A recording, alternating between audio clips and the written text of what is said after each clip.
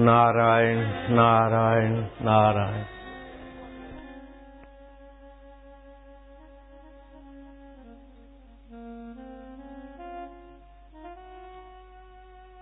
हरि ओम हरि हरि ओम हरि।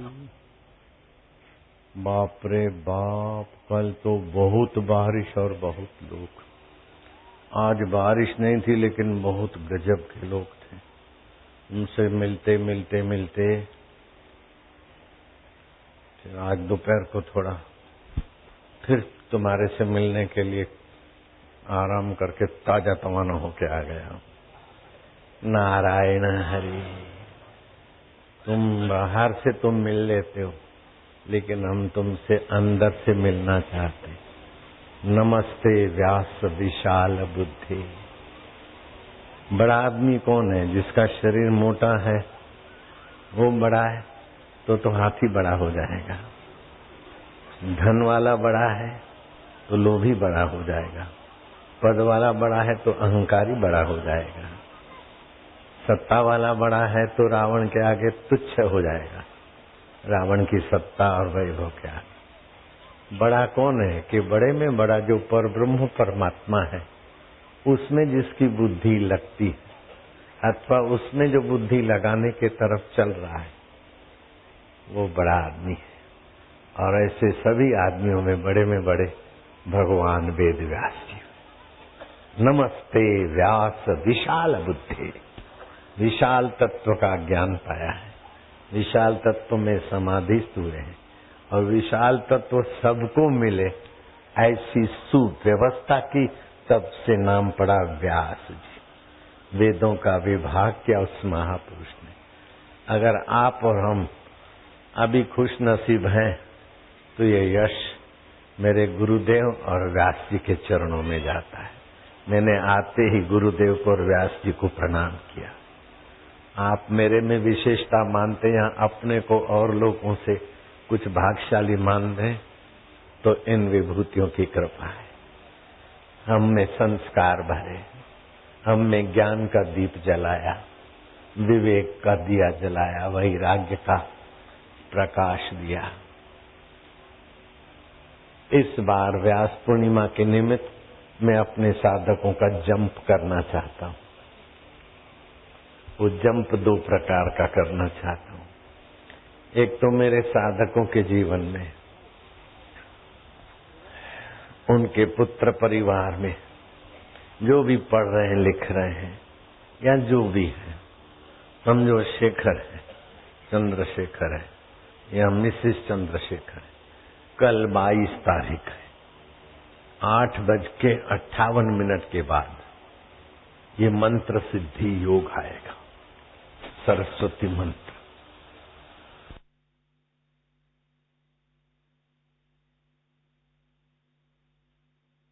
माला सरस्वती मंत्र की जपनी है, बस दिन भर में एक माला तुम कर सकते हो। और रात्रि को 11 से 11:48 के बीच बीज मंत्र का एक अक्षर अपनी जिह्वा पर लिखवा लो, लाल चंदन का। और बाजार में लाल चंदन नकली होगा तो काम में सफलता की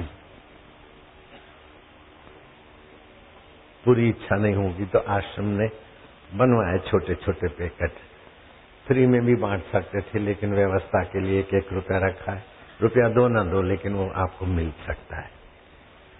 ह्रीम शब्द लिखो, और इस 1 रुपये में कई लोगों के जिह्वा पर लिख सकते, फिर भी वो पैसा दो न दो कोई महत्व नहीं। बुद्धिमान बनोगे, प्रभावशालीवान हो जाएंगे। जरूरी है, अभी से प्रैक्टिस करो और कल एक माला जप करो। तुम भी करो, तुम्हारे कुटुंबी भी करें, आपकी वाणी में सरस्वती का प्रागट्य दिखे। मंत्र में एक बीज मंत्र होता है तो मंत्र शक्तिशाली होता है। ओम जो बीज मंत्र है, खम बीज मंत्र है, बम बीज मंत्र है, 21 बीज मंत्र है। एटमिक शक्ति को भी चैलेंज कर देता है, साइंस को तो बबलू बना देता है।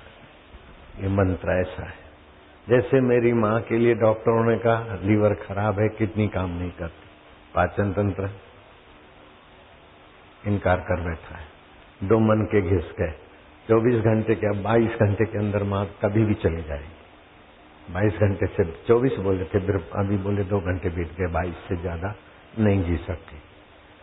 और ये सारे बड़े बड़े डॉक्टर थे, नोचने वाले नहीं थे, मेरे शिष्य डॉक्टर थे, वफादार डॉक्टर। उन्होंने बोला, फिर भी उनकी साइंस पर थप्पड़ मारने वाला प्रयोग मेरी माँ ने करके दिखाया। दुनिया जानती है, हजारों आदमी उसके साक्षी हैं। अभी 20 घंटा, अभी 16 घंटा, और 16 दिन बीत गए, 20 दिन बीत गए, 20 महीने बीत गए, 40 महीने बीत गए, 84 महीने बीत गए। मेरी माँ चलती फिरती रही, किडनी, लीवर और मन के सब ठीक हो गए, और डॉक्टर दंग रह जाते। तो मानना पड़ेगा कि बीज मंत्रों का प्रभाव साइंस से कुछ विलक्षण है। 1-2 बीज मंत्र भी बनाओ। अभी आपको सुनकर बड़ी प्रसन्नता होगी कि महाराष्ट्र में सितारा जिले में अकाल की स्थिति थी, और हमने बंबई में रंग छांटा।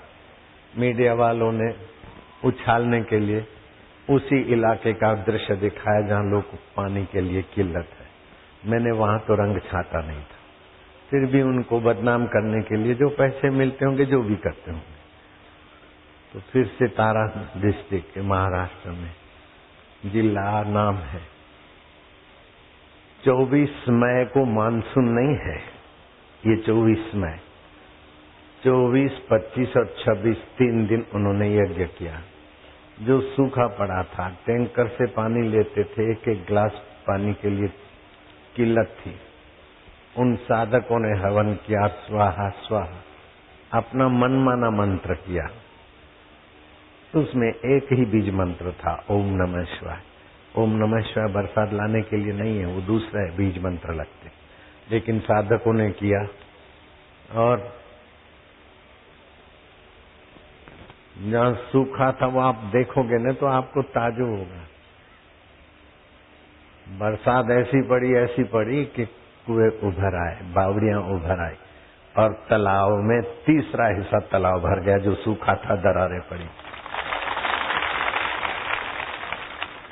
मैं 15 की रात अजमेर था, 16, 17 की रात मुझे जयपुर पहुंचना था, 18 का सत्संग करना।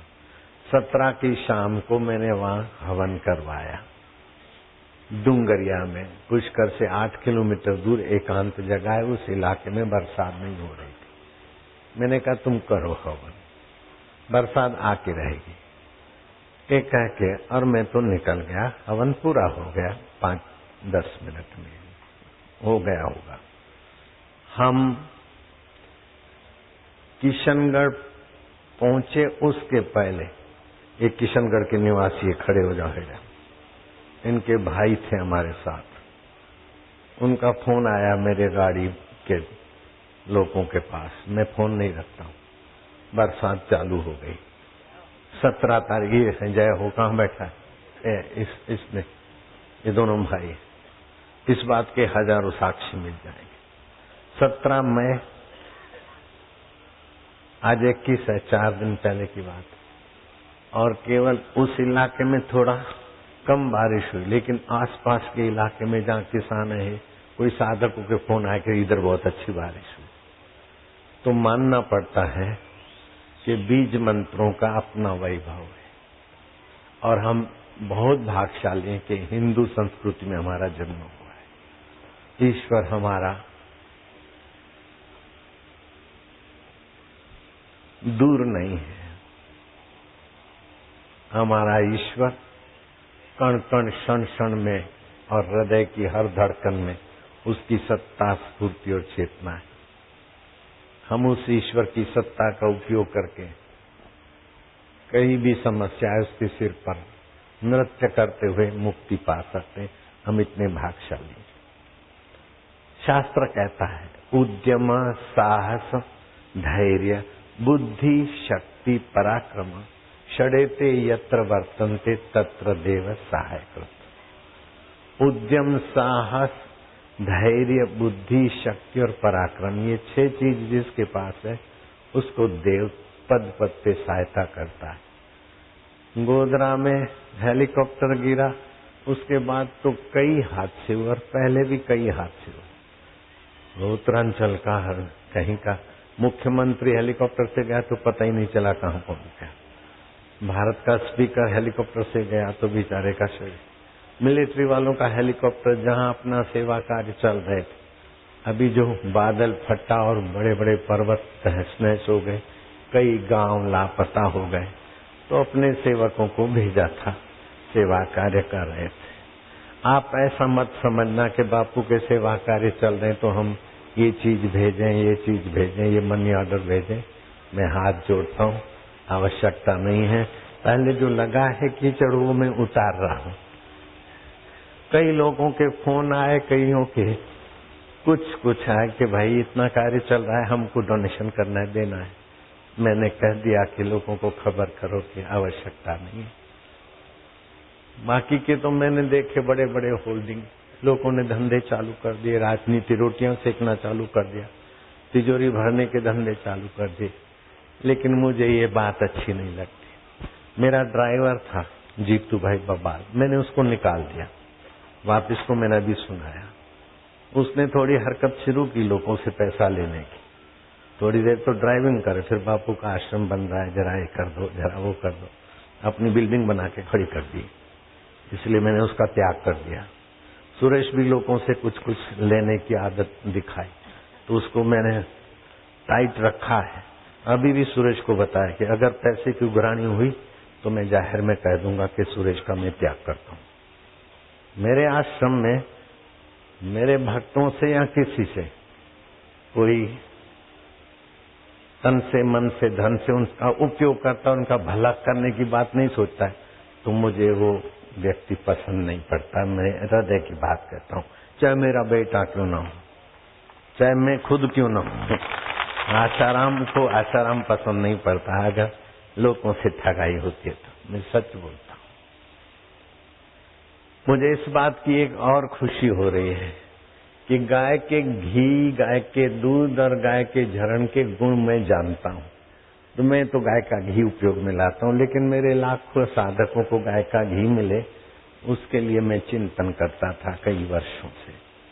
और गाय का घी तो बहुत मिल जाता है, लेकिन आ जाता है बस। गटर के ढक्कन खोलूंगा नहीं, नकली आता है, बनावटी आता है। वो कैसा नकली और बनावटी कि हमारे आगरा आश्रम में गाय का घी लोग ले जाते थे और मुझे पता चला तो मैंने पूछा कि अपनी गाय तो इतना दूध नहीं देती, इतना घी नहीं होता, तो ये इतना घी तुम कैसे? बोले पूना में डेयरी है, वहां से मंगाते हैं, अपने को प्रॉफिट हो जाता है। मैं क्या पूना में इतनी देसी गाय हो ही नहीं सकती, जी नहीं सकती, वहां का क्लाइमेट नहीं है, और ये देसी गाय का घी। बाद में मैंने अनुमान लगाया कि बटर ऑयल, गायों की चर्बी और कुछ से बनता है। फिर दूसरा एक बीकानेर वाला मिला, और घी देखो तो आपको लगे कि इससे बढ़िया घी हो नहीं सकता। तो मेरे संचालकों ने 1 टन 2 टन मंगवाया, अगरबत्ती में लगता है। वो फिर मेरे तक आया कि आप आज्ञा करो तो आपके स्टोरों पर साधकों को गाय का घी दे। मैं क्या कितना दे सकता है? हमको 10-5 टन चाहिए। बोले जितना चाहिए दे दूंगा। मेरे को परीक्षा लेनी थी उसकी। मैं क्या कैसे दोगे? मैं कि ऐसा उसने अपना कहानी सुनाई, बनावटी बातें। मेरा दिल माना नहीं। मैंने कुछ लोगों को भेजा तो उसको उन्होंने सेट करके भेज दिया कि साईं बहुत अच्छा आदमी है, ऐसा है, प्योर घी मिलेगा। लेकिन मेरा दिल नहीं माना।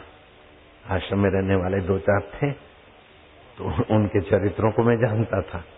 फिर मैंने इनको भेजा, भगवान बड़ी उम्र दे खेड़ा। इन्होंने कहा कि उधर तो कुछ भी नहीं है, एक बर्तन कुछ पड़े थे और गाय की चर्बी और ये उसकी बदबू आ रही थी।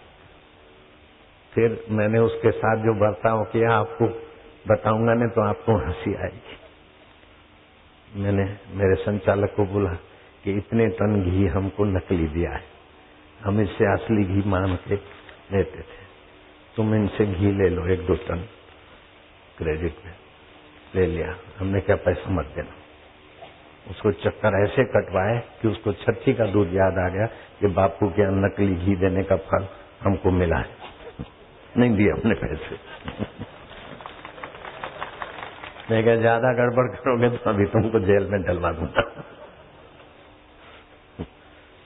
तो मैं किसी को ठगने में नहीं मानता हूं, और मुझे कोई ठगे तो फिर मैं उसको बख्शना भी नहीं चाहता हूं। इसलिए सुरेश का भी थोड़ा सा वार्निंग दे रहा हूं। पूरा त्याग नहीं कर रहा हूं, लेकिन सुरेश ने भी कईयों से पैसे उगराए। तो तब से सुरेश के लिए मेरे हृदय में जो पहले प्यार था वो नहीं है। मेरे साधकों से पैसे उगराए और मुझे पता न चले, क्या समझता है?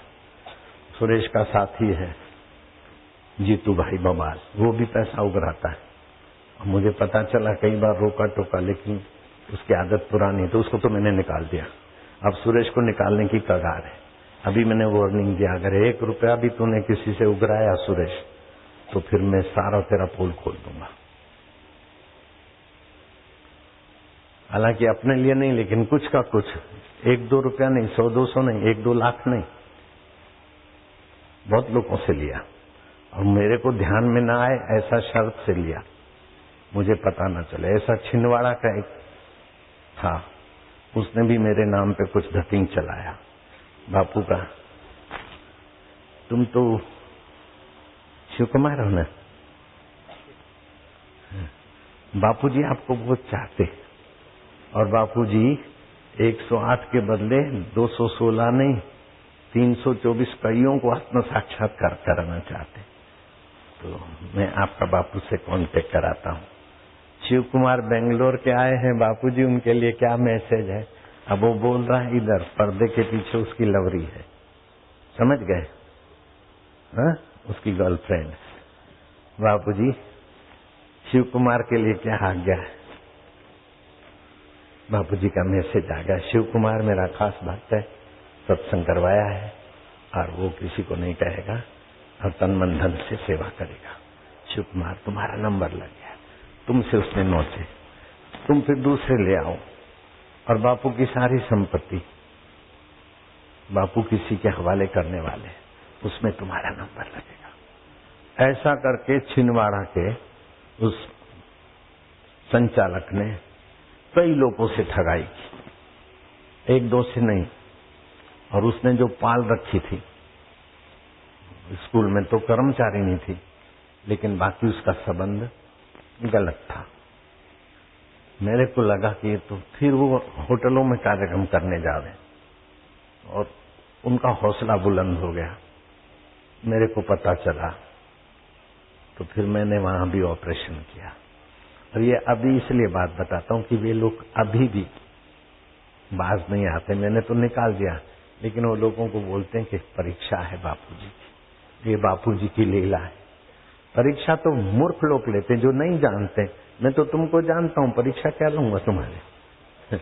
भगवान और गुरु परीक्षा लेते हैं, ये बिल्कुल बकवास। जो नहीं जानेगा वो परीक्षा लेगा, परीक्षक परीक्षा लेगा। वो नहीं जानता कि आपको कितना आता है, मैं जानता हूं। तो मेरे नाम से, भगवान के नाम से, संस्था के नाम से कोई ठगाई करे तो आप सावधान रहना, क्योंकि संस्था और हमारा नाम ऐसा है कि कोई कुछ भी बोलेगा कि बापू तैयार है। तन से, मन से, धन से लोग जेवर उतार के दे देंगे बापू के नाम से। तो आपको व्यास पूर्णिमा के दिन हाथ जोड़ के प्रार्थना करता हूं कि ऐसे ठगों के चक्कर में नहीं आना। अब वो छिंदवाड़ा का ठग और उसके कुछ चाहते हैं, वो गैंग है, उस गैंग को मैं थोड़ा तो नकेल डाली, लेकिन अभी फिर से चालू है। और उसकी जो प्रेयसी है, गर्लफ्रेंड, उसके द्वारा कलंकी अवतार आने वाला है। बापूजी उसी को सब सौंपेंगे। ये संभव है क्या? और अभी भी वो माताजी, नारायण की माताजी की पूजा भी हो तो मैं राजी नहीं हूं, क्योंकि वो तो मेरे को पिक्चर ले जा रही थी, तो मेरे नाम से माताजी होके पूजी जा रही। तो कोई पूनम का दर्शन माताजी का भरता है तो मूर्ख है। तब वो बेचारी असली माताजी नारायण की मां, उसके लिए भी कोई पूनम भरने जाता है, दर्शन करने जाता है, तो मैं कड़ी नजर रखता हूं, क्योंकि उसके पास देने को वो नहीं जो बापू के पास है।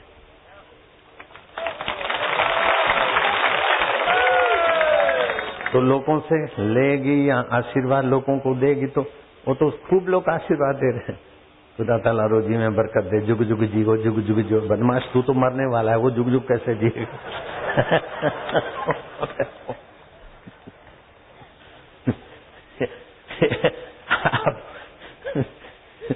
गणित समझ गए ना? जुग जुग जियो, जुग जुग जियो, क्या बकवास है। नारायण। तो जैसे लिखा हुआ था ना, जेब कतरे से सावधान, जेब कतरों से सावधान, ऐसे श्रद्धा कतरों से भी सावधान रहना।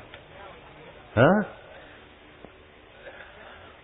अब एक बात की मुझे खुशी है कि मेरे साधकों को गाय का घी मिले। गाय के घी के गुण में जानता हूँ। गाय का घी, देसी गाय का, जर्सी वर्सी नहीं, गाय का घी, दूध। 84 लाख जीवों में किसी भी जीव का मल मूत्र पवित्र नहीं माना जाता है।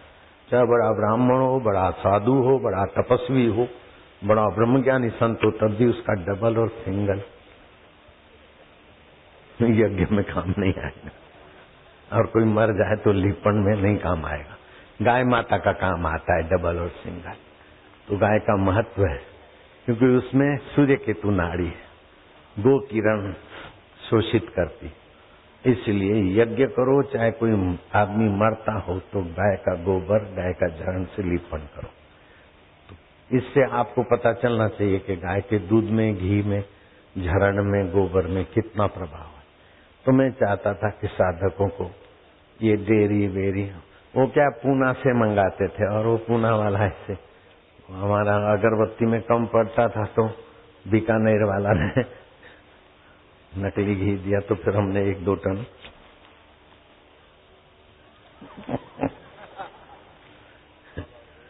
मुझे ये गलती नहीं लगती है, मैंने अच्छा किया ऐसा लगता है, क्योंकि हमारे साधकों को लूटा नकली घी देके, और हम नकली घी लेके लोगों को असली घी वाली अगरबत्ती देते थे। तो हमारी भी बेवकूफी, हमारे संचालकों की, तो ये बेवकूफी हमने जाहिर कर दी, तो हमारा हृदय खाली होता है। हम छुपाएं तो हृदय मलिन होता है। अब उसको 1 टन तो हो गया होगा, कुछ ज्यादा भी होगा। उसके पैसे हमने नहीं दिए, बहुत चक्कर कटवाए उसके। पहले तो मैं क्या चक्कर काटे, बाद में आखिरी में बोल दो। वो बड़ी पार्टी नहीं था, शुरू ही किया था नकली धंधा। हमने उसको दिखा दिया दिन के तारे। वो बोलते हैं ना, घोड़े मरवान था तो वाघरी वेड़ जाए, उनको फंसना था तो मेरे पास ले आए। 4 किलो 2 किलो आधा किलो से लेकर जो भी आप बोलोगे पैकिंग, साधकों को गाय का घी मिले। मैं क्या, बहुत अच्छी बात है। साधकों को तो यहाँ तो कई टन चाहिए, तुम कितना दे सकते? बोले जितना मांगोगे। उसको पता नहीं कि मेरी फिल्म उतार है। मैं क्या, कितना, 1 टन 2 टन? बोले हाँ। मैं क्या, 5-10 टन भी लग जाएगा कभी? बोले हो जाएगा, पहले जरा बोल देना। मैं क्या, तुम कैसे बनाते? बोले दूध आता है टैंकरों से और फिर उसका ये करते हो। तो मैं क्या, फिर वो दूध का क्या होता है? तो जो बात कर रहा था ना, वो गणित नहीं बैठ रहा था। मैंने भी दुनिया देखी है ना। तो उसकी बातों से ही वो पकड़ में आ गया कि बोगस आदमी। फिर मैंने अपने आदमी भेजे, उसमें जगदीश था, वो 4 नंबर का इधर जो रहता था पहले। दूसरे 2-3 थे, वो गए, उसने उनको सेट कर दिया। उन्होंने मेरे को रिपोर्ट दिया कि बहुत अच्छा आदमी और घी अपने को देगा और सस्ते में देता है, उसको सेवा का भाव है। मैं कहा, ये हरामी लोग हैं, छोरों को मैं जानता हूँ, कुछ हरामी हलालियों को। फिर मैंने इनको भेजा तो मेरे पास सही रिजल्ट आ गया। जरूरी नहीं मैं किसको भेजूं और वो मेरे को रिपोर्ट दे और मैं मान लूं। रिपोर्ट देने वालों की तो मैं जरा तोल माप करूंगा ना। मेरे को ये राम भाई अपने संचालक और नारायण की माँ, दोनों पर एक बात से बहुत खुशी हो गई। नहीं तो मैं बात नहीं करता था नारायण की माँ से। लेकिन जब नारायण की सगाई की तो आ गए वो, कुछ तो लो बापूजी, ना बोलते तुम तो लो। तो नारायण की माँ ने कहा, क्या लेना है? मंगनी हो गई। बोले कुछ तो लो ना, मंगनी के लिए। बोले 2 किलो मिठाई ले आओ, इन बच्चों को बांट देंगे। हो गई मंगनी। ये बात मेरे कान तक आई। मैं नारायण की माँ को बोला, मैं क्या, हाथ मिला, आज मैं तेरे को सबसे बुढ़िया की थोड़ी बहुत कदर हुई। क्या मेरे सिद्धांत पर चलती है। पिक्चर दिखाने ले चलो, उस समय से मैं थोड़ा कन्नी काटता था। ऐसे ही राम भाई से पूछा कि अपन घी लाते हैं, लोगों को देते हैं। पथमेड़ा में एक संत के पास गाय है और करीब बहुत सारी गायों का दूध उनके पास आता है गाँव का। तो उन्होंने मेरे से आर्थिक, पहले भी अपने सेवा किया था। तो वो आए थे जन्माष्टमी को, मेरे को बोला कि अकाल पड़ा है राजस्थान में अगले साल और गोग्रास के लिए मेंबर बनाना है, 1200 रुपया एक गाय के लिए। तो 14,000 साल के हो गए, 1.25 लाख गायों के मेंबर बनाओ। मैं तो 14,000 एक मेंबर, कोई 10 गाय का मेंबर बने, कोई 100 का बने, तो कई करोड़ रुपया मैं उघराऊं, ये मेरी ताकत नहीं थी, मेरे में स्वभाव नहीं। क्षत्रिय फूनन है, मेंबर बनो, ये करो ये करो। मैं क्या, गाय कितनी? बोले 1.25 लाख। मैं क्या, कहाँ कहाँ रहती बताओ? बताया। मैं क्या, ठीक है, गायों के चारे की किल्लत है ना, भगवान की दया होगी। ब्राह्मण को बुला। मैं क्या, तुम उन इलाकों में जाके पानी बरसे, ऐसा करो। बोले वो हमारे आदमी यज्ञ कर रहे। मैं क्या, तुम्हारे आदमी करते रहे, हमारे पास कुछ बीज मंत्र और भी है। मैंने अपने ब्राह्मण को भेजा। पथमेला में तो ठीक, आसपास के इलाकों में महाराज की गायों के लिए तो चारा हुआ, लेकिन दूसरे के कईयों के लिए इतना चारा हो गया कि अकाल चल गया और राजस्थान में जय जयकार हो गया महाराज। जब भगवान मेघ राजा और ईश्वर सत्य की फेवर करते तो मैं बेईमानी की शरण क्यों जाऊंगा? तो ये राम भाई पे क्यों राजी हूं? मैंने राम को बोला कि वहां से घी लेते हैं अपन, 600 रुपए किलो वो देते, 7% ट्रांसपोर्टेशन, ये वो खर्च, ये कमीशन। मैं क्या, 600 रुपए है, लेकिन वहां बल्क में बनता है, जर्सी गायों का भी आ जाता है, भैंस का भी घुस जाता है, नौकरों के हवाले। लोग अपने से लेते तो प्योर देसी गाय का घी होना चाहिए, तू कुछ कर। राम भाई को मैंने बोला। तो ऐसा बहादुर है, मेरी बात उसने, राम भाई ने पकड़ ली। फिर जो भी उसको मदद चाहिए, मैंने फलाना आदमी कुछ दिए। और मेरे को बड़ी खुशी है कि हम सफल हो गए। गायों का, देसी गायों का दूध कलेक्ट करके घी बनाने में। मैंने राम को बोला क्या भाव रखोगे? वो तो 600 रुपए देते हैं, और अपने यहाँ का 700 रुपए लीटर भी लोग ले जाते हैं बेचारे आश्रम का। और जो गाय केमिकल वाला चारा नहीं खाती है, उसको तो कानूनी ढंग से महंगा दूध, महंगा घी हम बेच सकते हैं, कानूनी ढंग से भी। जो केमिकल रहित चारा गाय को खिलाते हैं, उसका बड़ा महत्व। तो अपने यहाँ केमिकल रहित ही गाय जो भी चारा वारा देते ना, तो अंग्रेजी खाद नहीं डालते। तो ये घी बन गया। वो अपने साधकों के, केतन भाई ये दूसरे साधकों की देखरेख में, वो तो नौकरों की देखरेख में बना, और 600 रुपए लीटर हमारे साधकों की, ईमानदार साधकों की देखरेख में घी बना। तो मैं क्या भाव रखोगे? वो तो 600 रुपए बेचते हैं, अपन क्या भाव तुम रखोगे? तो बोले 480 रखते हैं। मैं क्या, शाबाश है। 600 में नकली है कि असली है पता नहीं, लेकिन 480 में असली होने की गारंटी। में राम पे भी खुश हो गया। ये है 480 रुपए में, और हमारे साधकों की नजरों से घी मिला है। ये तुमको नहीं दूंगा, ये घी तो मुझे बहुत प्यारा लगता है। तुमको लेना है तो वहां लाइन में लगो। नारायण हरि हरि ओम हरि। वैसे 700 रुपए भी मिले तो भी शिव कुमार तुम्हें लाइन में लग के हाथ जोड़ के लेना चाहिए, क्योंकि इसका महत्व बहुत है। यहाँ तो 480 में ही मिलेगा, और मेरे साधकों की निगरानी से बना है। इसमें कोई भी शंकर गाय या फलाना या दूसरा कुछ गड़बड़ नहीं होती। 480 रुपये तो मैं उस पे भी राजी हो गया, राम पर। और वो वाणी भाई ये बदु बराबर छे, बदु। वो बदू नहीं बोल सकता, बदू बोलता है तो मुझे बड़ा मजा आता है। बदू, और वो भी रुपए पैसे में ईमानदार है। जो मिला खा लिया, जो आया पहन लिया। तो उसके पिताजी बीमार पड़े, और पिताजी ऐसे बीमार पड़े कि आई आईसीयू में चले गए। 90 साल के, 89 साल के। मैं सोचा कि वाणी भाई यहाँ सेवा करते हैं, और उसका बाप जाए तो ऐसे ही जाए, ठीक नहीं। वाणी को बोला तू जा।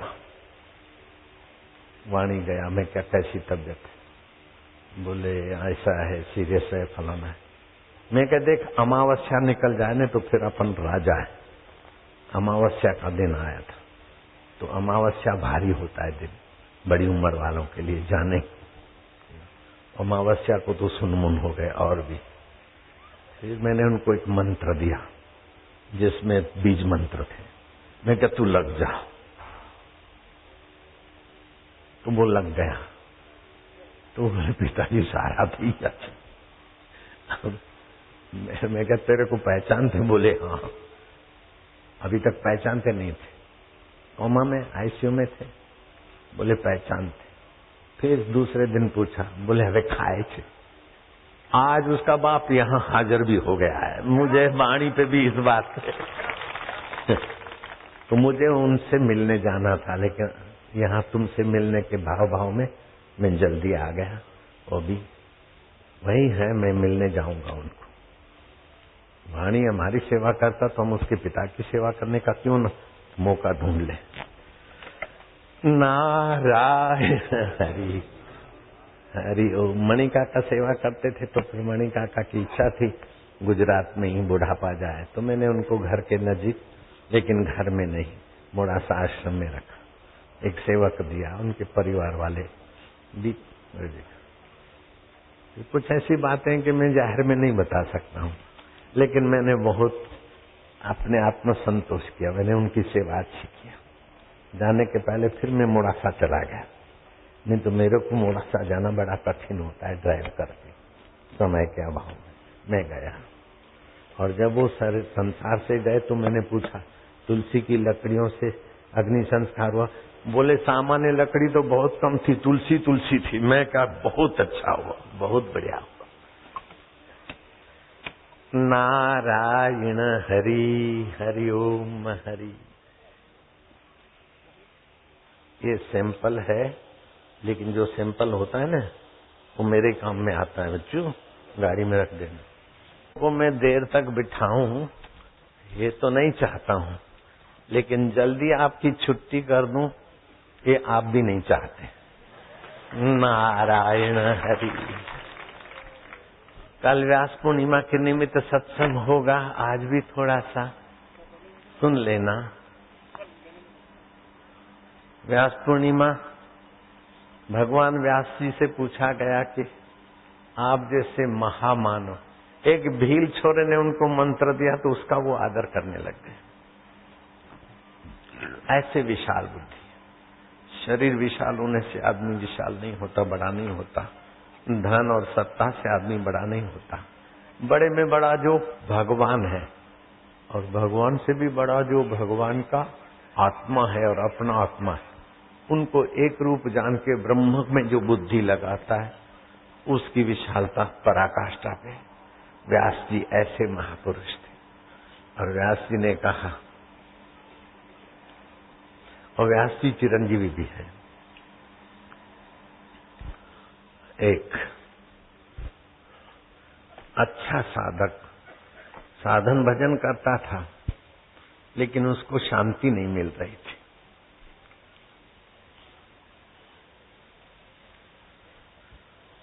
सांप आया, 9 दिन के नौरते रखे, 9वीं को सांप आया, उसको दूध पिलाया, वो दूध पी के चला गया। फिर एक अजगैबी आदमी आया, बोले तुम उत्तरकाशी चले जाओ, तुमने अगले जन्म में हेरा फेरी करने वाले, चोरी करने वाले को साथ दिया था, उसके कारण तुम्हें अभी तक भजन का जो फल होना चाहिए नहीं आ रहा है। उत्तरकाशी जाओ, अनुष्ठान करो और फिर ब्रह्म भोजन करो, तुम्हारा पाप कट जाएगा और तुम्हें परमात्मा की प्राप्ति हो जाएगी। तो आप कौन हो? बोले जिसके शास्त्र पढ़ के तुम लगे हो मैं वही हूं। गौर से देखा तो व्यास जी भगवान। जय हो गए तो व्यास जी कैसा मार्गदर्शन करते। शंकराचार्य के आगे प्रकट हो जाते, कईयों के आगे प्रकट हो जाते। नमस्ते व्यास विशाल बुद्धे। मैं तो कहता हूं मेरे हृदय में भी वही प्रकट होते हैं, तभी बढ़िया सत्संग होता है। गुरु तत्व या तो व्यास तत्व एक ही चीज है। मैं 3 पढ़कर सत्संग कर लूं इतना तो संभव ही नहीं है। ऐसा उन आत्मवेता महापुरुषों का प्रसाद ही मेरे लाखों करोड़ों साधकों का जीवन धन्य कर रहा है।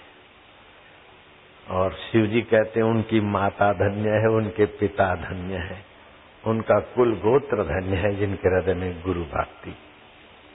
नमस्ते व्यास विशाल बुद्धे फुल्लार विंदा यतपत्र नेत्र ये न त्वया भारत तैल पूर्णे प्रज्वालितो ज्ञानमय प्रदीपा।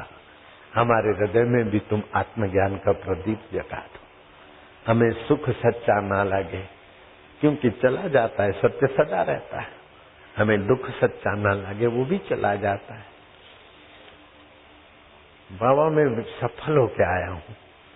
बाबा ने कहा कोई बात नहीं। फलाना ने बोला मैं विफल हो गया। बोले कोई बात नहीं। सदा ऐसा बोलते हो। बोले सफलता और विफलता ये दोनों बेकार चीजें हैं। जो तुम्हें बंधन मुक्त न कर सके, ईश्वर से मिला न सके, उस सफलता का काला मुंह हो और विफलता का भी काला मुंह हो। जो तुम्हें अपने आत्मा से मिला है वही तो जीवन है बेटे। मैं तुमको वो संदेश देना चाहता हूं कि सफलता में आप हर्षित मत हो, विफलता में आप दुखी मत हो। दोनों को आने जाने वाला समझो और मौजूद सदा है। एक मुसलमान फकीर बड़े प्रसिद्ध हो गए, दूर दूर के लोग आते उनके पास। तो उनका जीवन चरित्र लिखने वाले भी कुछ आए कि आप इतने महान कैसे बने। बोले ऐसे ही हो गया। मौजूद शेख मौजूद उनका नाम था। शेष मौजूद मैंने बना दिया। शेष ही मौजूद है, ये नहीं बाकी शेष ही मौजूद रहता है। वो शेख मौजूद है। मैं सरकारी अमलदार था और कोई फकीर ने कहा कि अरे खुश नसीब, बड़ी चैन की जिंदगी गुजारता, लेकिन मौत आ जाएगी तो क्या करेगा? छोड़ दे इस चैन को, ऐश आराम, नौकरी से पैसे भी मिलते और ऊपर के भी बहुत मिलते, छोड़ दे। 3 दिन के बाद मैं आता हूं। कई लोगों ने मुझे मना किया, लेकिन मैंने फकीर की बात रखी, मैं रिजाइन कर दिया। 3 दिन के बाद वो संत आए, मेरे को बोले कूद जा नदी में, बहाव तेज है, डरना नहीं, कपड़े फाड़। कपड़े फड़वा दिए और बोला कूद जा कूद जा।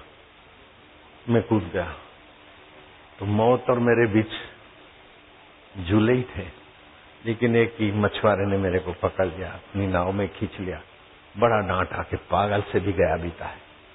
मछुआरे के साथ 2 साल में रहा। वो पढ़ा लिखा नहीं था और मैं मच्छी मारना नहीं जानता। उसने मुझे अपना धंधा सिखाया, मैंने उसको अपनी विद्या सिखाई। 2 साल के बाद फिर वो फकीर आए, बोले अब आगे बढ़। आगे चला गया। जाते जाते एक किसान से परिचय हो गया, तो किसान के यहां रहा, 2 साल वहां गुजारे। फिर आए संत, बोले अब आगे जा। तो खाल बेचने वाले, जानवरों की खाल उतार के खोल मशक वशक जो भी चलता था, चमड़े का धंधा, उसके साथ मैंने हाथ बटाया 3 साल और पैसे भी खूब कमाए। मैं मकान बनाने को सोच रहा था, तो आए फकीर, क्या कितने दिन की जिंदगी है, क्या मकान बनाना? मौजूद में जा, मौजूद में ला पैसे दे दे। मैंने दे दिए। बोले जाओ मौजूद। बस तब से मैं चलता हूँ और मौजूद ही मौजूद है। जिसको हम छोड़ नहीं सकते वही अल्लाह है, जो सदा मौजूद है वही अल्लाह है। और मैं उसी के नाते जो भी बोलता हूँ लोगों को बड़ा हो जाता है, सत्संग हो जाता है। मौजूद, शेख तो नाम था शरीर का, मौजूद ही है शेख मौजूद। मैं तुमको इस बात पर और तसल्ली दिलाता हूं कि चमड़ा बेचने का 3 साल का धंधा तुमको नहीं करना पड़ेगा। गधे वाले किसान के यहाँ गधा मजूरी नहीं करनी पड़ेगी। मछुआरे के साथ मच्छी मारने को जाना नहीं पड़ेगा तुमको। तो मैं ऐसा पैकेज देता हूं कि हंसते खेलते भगवान का दीदार हो जाए। इस गुरु पूनम को वो पैकेज मैंने बनाया है अपने प्यारों के लिए। नोट भी गिनते जाओ, चुनाव भी लड़ते जाओ, जीतते भी जाओ, लेकिन मृत्यु और उसके पहले मृत्यु पर पैर रखने की सूझबूझ भी पाते जाओ। दुख आए उसके सिर पर पैर, सुख आए उसके सिर पर पैर, यश आए उसके सिर पर पैर, अपयश आए उसके सिर पर पैर। ऐसा बाहर का पैर नहीं होता। यश कितना भी हो आपको प्रभावित न करे। आपको लगता है मेरे यश से मैं प्रभावित हूं, अहंकार है, और मेरी निंदा से मैं प्रभावित होता हूं, लगता है क्या? ऐसा बनो, तुम्हारे बाप का जाता क्या है? जोगी रे दिवा दुखम। तो मैं पैकेज की बात कर दूं। नारद जी जा रहे थे। एक बाई अपने 2 वृद्ध बेटों को देखकर विलाप करके मूर्छित सी हो रही थी। नारद जी खड़े हुए तो उस बाई ने कहा, भो भो साधो मम चिंताम अपि नाशयेत श्रम तिष्ठा। मेरी चिंता नाश करो, जरा रुको। मैंने पूछा, देवी तुम कौन हो? ये बूढ़े कौन है? और जो पंखा हाँक रही है, आडस बंधा रही है, पानी छिटक रही है, पानी पिला रही, ये सेविकाएं कौन है? बोले ये कोई गंगा जी है, कोई यमुना जी है, कोई तीर्थ देवियां हैं। मैं भक्ति हूं और मेरे 2 बेटे ज्ञान और वैराग्य मूर्छित है। कल युग ने और उसके अधर्म भाई ने हमारे को कहीं का नहीं रखा।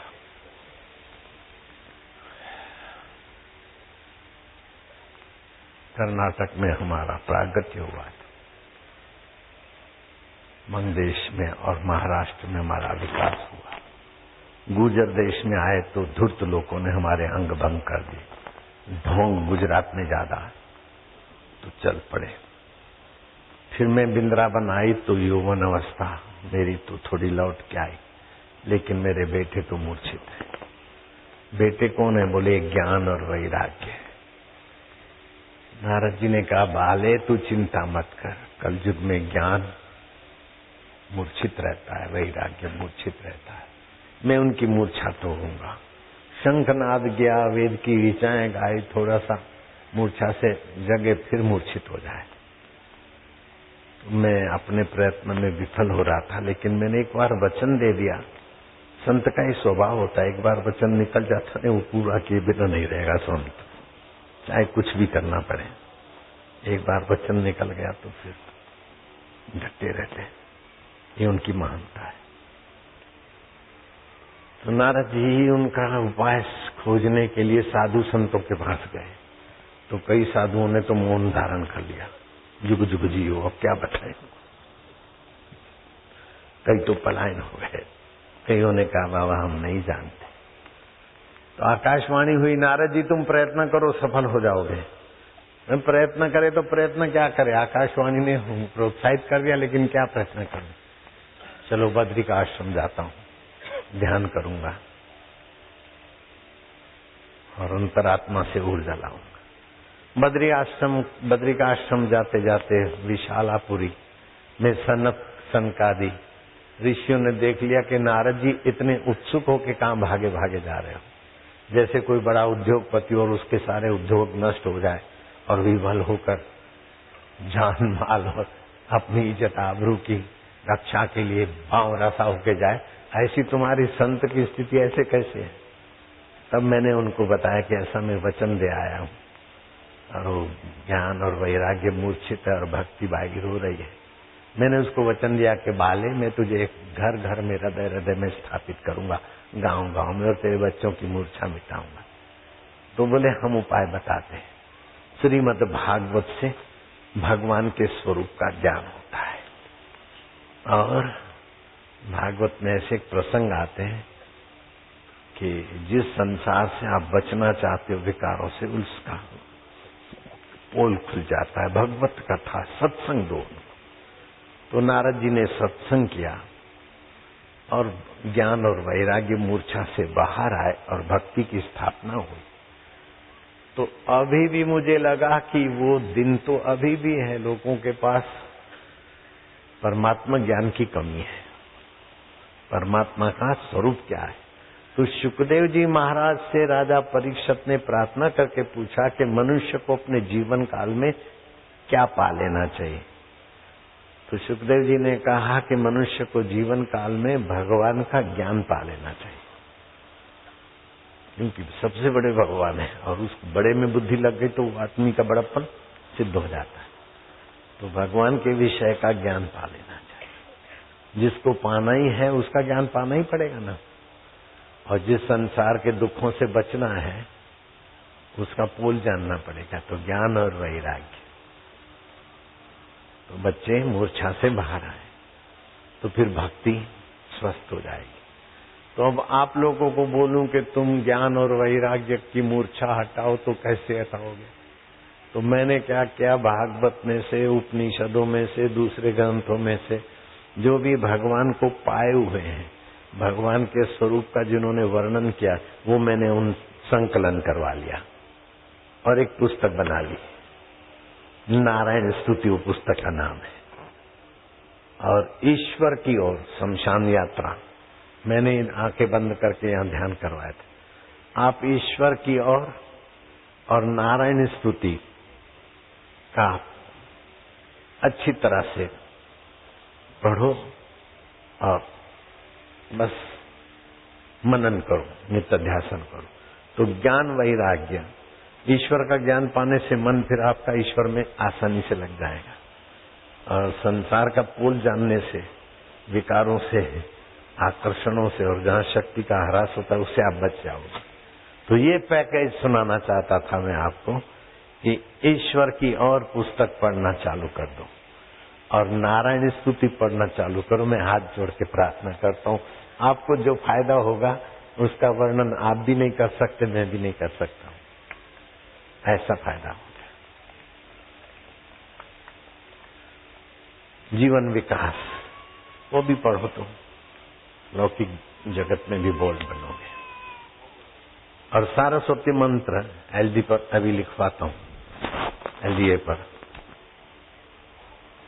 वो सारस्वती मंत्र कल 8:58 के बाद एक माला कर लेना और रात को जीवा पर हिरिम शब्द लिख देना। और आश्रमवासी और सेवा वाले संचालक और बधु और राम भाई और दूसरे जो भी हैं, एसएमएस करके भी जो साधक इधर नहीं आ पाए उन तक भी ये मंत्र एसएमएस के द्वारा पहुंच जाए। और ये लाइव टेलीकास्ट हो रहा है तो देश प्रदेश में जो भी मेरे सत्संगी हैं उनके बेटे बेटियां भाई माई वो सबको इस मंत्र का पैकेज मिल जाए, सबको फायदा हो। मंत्र मैं अभी व्यासपीठ पर बैठकर बोलूंगा, आप बाएं कान में उंगली डालना तो मंत्र की सिद्धि होने में मदद मिलेगी। और जो देश प्रदेश में बैठे हैं सुन रहे हैं, 167 देशों में लाइव हो रहा है ना, तो अभी मैं बोलता हूं और कल सुबह 8:58 के बाद ये मंत्र सिद्धिदायी होगा।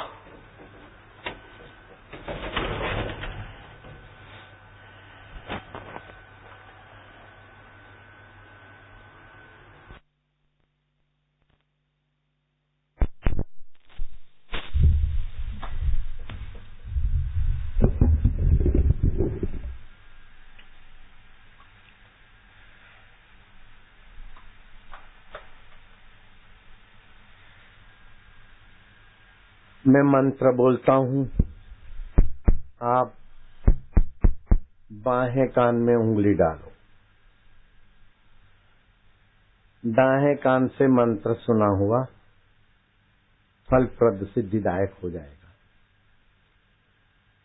एलडीई पर लिखा हुआ भी थोड़ी देर में दिखा देंगे। ओम ऐं ह्रीं श्रीं क्लीं वागवादिनी सरस्वती मम जिह्वाग्रे वद वद। ओम ऐं ह्रीं श्रीं क्लीं नमः स्वाहा। मंत्र हो गया। इसको 108 बार माला पर दोहराना है। 22 जुलाई कल सुबह 8:58 के बाद मैं ये मंत्र फिर से बोलता हूँ। ओम ऐं ह्रीं श्रीं क्लीं वागवादिनी सरस्वती मम जिह्वाग्रे वद वद।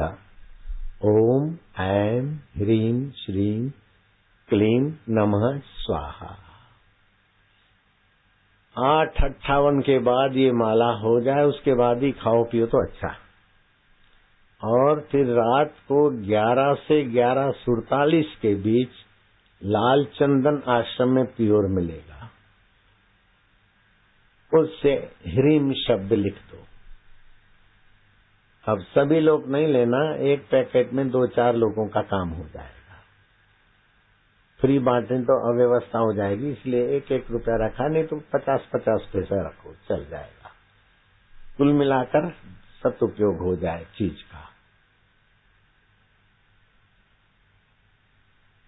याद रहेगा, ह्रीम शब्द लिखना है कल रात को 11 से 11:47 के बीच। चंद्रशेखर तुमको भी लिखना है, ज्यादा भाषणबाजी करने की जरूरत नहीं रहेगी। खड़े हो जाओगे, जो बोलोगे सत, विद्वान बुद्धिमान बनने का कल अवसर। ये पैकेज ले जाओ और वो पुस्तक का पैकेज ले जाओ।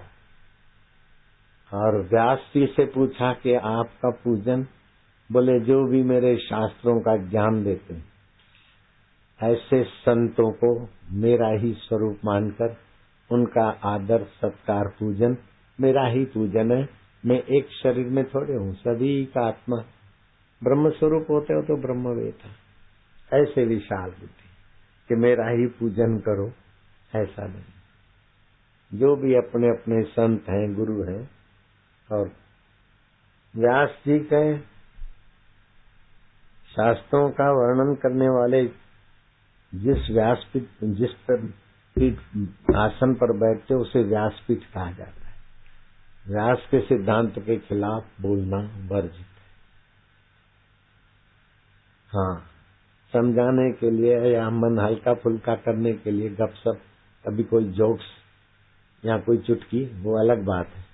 बाकी सत्यम सत्यम ब्रूयात हितम ब्रूयात दुर्जनो सज्जनो भूयात। वेद कितनी ऊंची बात बताते। हे भगवान, दुर्जन सज्जन हो, सज्जन शांति मापनुयात, सज्जनों को शांति मिले। शांतो मुच्यत बंधे व्या, शांत मुक्त बंधन हो। मुक्त से अन्य विमोक्ष है। मुक्त महापुरुष औरों को मुक्ति करा दे। तो मैं आपकी मुक्त अवस्था चाहता हूँ। आप बंधन में न रहो। प्रकृति जब चाहे आपको मार के घोड़ा बना दे, गधा बना दे, हलवाई बना दे, अथवा तो भैंसा बना दे। नहीं नहीं, आप मुक्त आत्मा हो जाओ। जो व्यास जी चाहते थे मैं वही चाहता।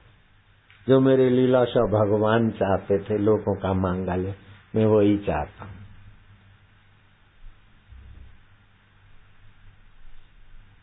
आप अभी बैठे रहना, मैं रेलगाड़ी बुलवाता हूँ। एलडी पर जाने का मौका मिलता था तो व्यास पूर्णिमा के निमित्त रूबरू लाभ उठाता, और गुरु जी के आगे होते वहीं रहो तो फिर मैं नहीं जाता। तो फिर मैं मन सुबह सुबह व्यास पूर्णिमा को गुरु जी को नहलाता था, मन ही मन। शरीर पहुंचता बड़ा प्यार से, और फिर गुरु जी को वस्त्र पहनाता था, उनके ही पसंद के वस्त्र, मन के ही पहराने हैं। और फिर ऐसा तिलक कर रहा हूं ना, इस प्रकार का गुरु जी को मैं तिलक करता था। ए कर लो।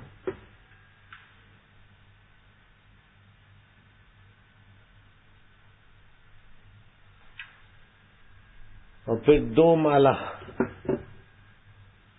मोगरे के फूलों की। मन की माला पहनानी है तो एक क्यों लाना? मन का ही लड्डू बनाना है तो तेल का क्यों बनाना, घी का बनाना? बहुत बढ़िया माला मैं ले आता मन ही मन, और गुरु जी को पहनाता।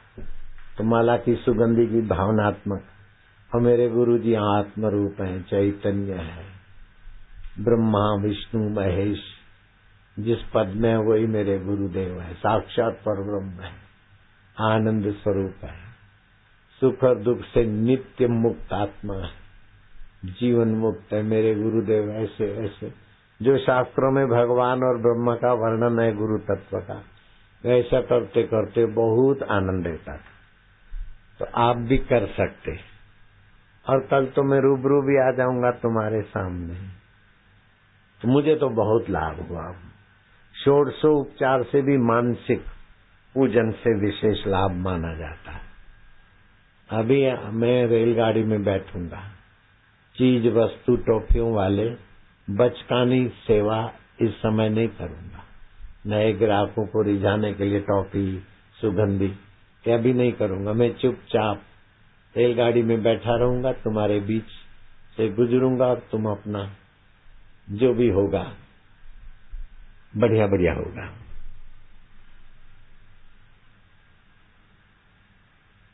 ओम गुरु जी ओम, प्रभु जी ओम, प्यारे जी ओम। ज्योत से ज्योत जगाओ। आरती नहीं लाए हो तो केवल हाथ से ही ओम की आकृति बनाओ, तो भी आरती का पुण्य हो। तो ज्योत से ज्योत जगाओ, सतगुरु ज्योत से ज्योत जगाओ, मेरा अंतर तिमिर मिटाओ, सतगुरु ज्योत से ज्योत जगाओ। हे योगेश्वर हे परमेश्वर हे ज्ञानेश्वर हे सर्वेश्वर, निज कृपा बरसाओ, सतगुरु ज्योत से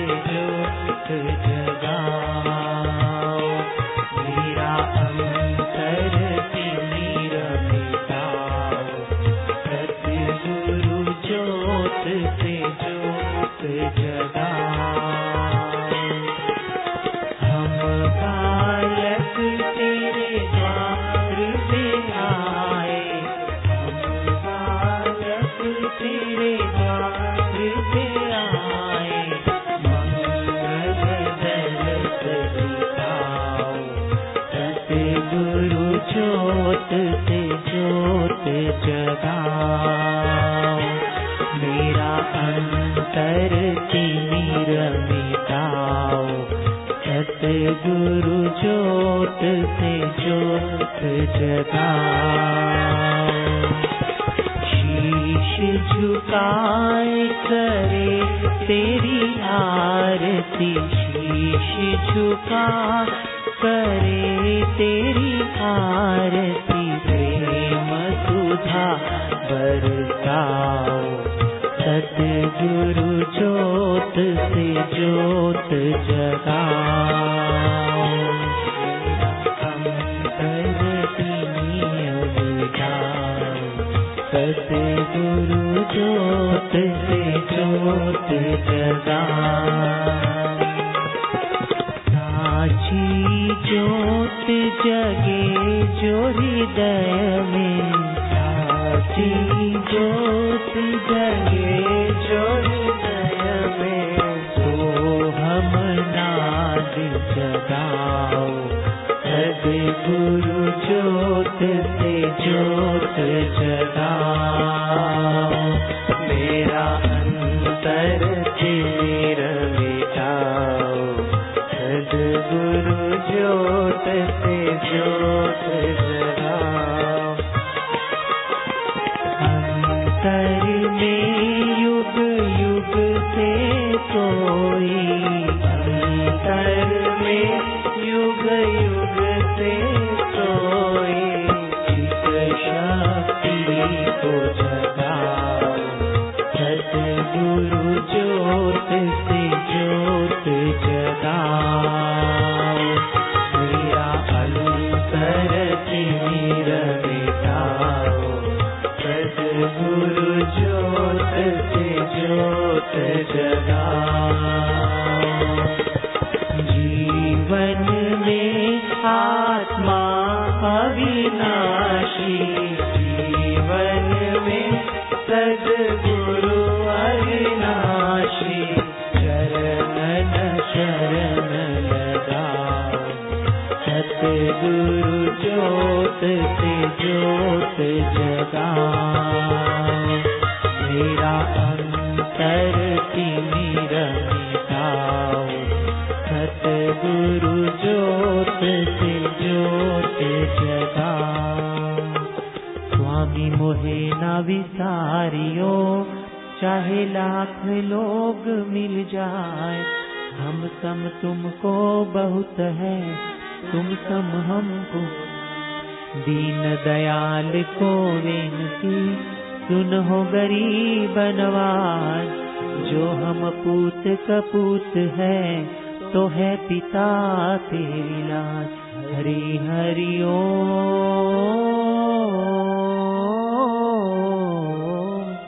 कबीरा मांगे मांगना, प्रभु दीजो मोहे दोय। संत समागम हरि कथा, मोघर निश दिन होय।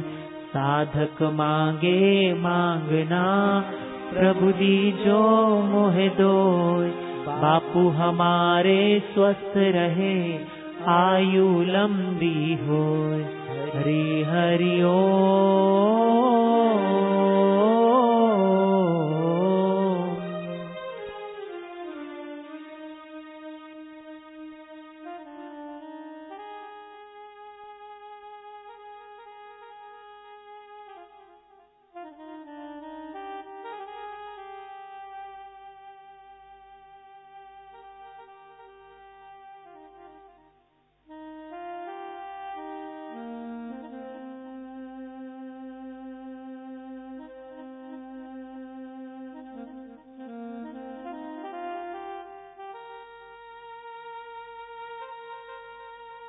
नारायण नारायण नारायण। अभी खबर आई है कि यहाँ तो लोग बैठे, लेकिन ऊपर पंडाल में भी बहुत लोग बैठे।